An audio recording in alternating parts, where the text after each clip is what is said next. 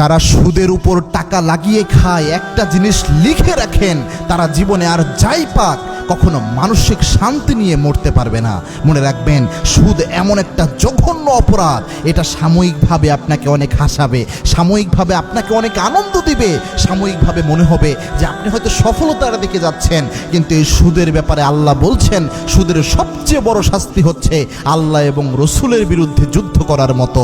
সুতরাং এটা এমন মারাত্মক অপরাধ, আল্লাহ রাব্বুল আলামিন আজকে হোক কালকে হোক এই সুদের জন্য পাকড়াও করবেন।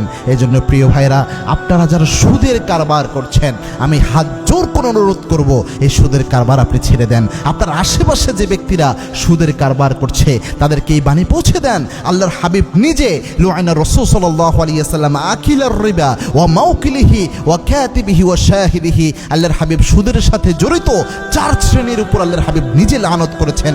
এক হচ্ছে যে সুদ খায়, যে সুদ দেয়, যে সুদের সাক্ষী থাকে, আর যে ব্যক্তি সুদের হিসাব লেখে।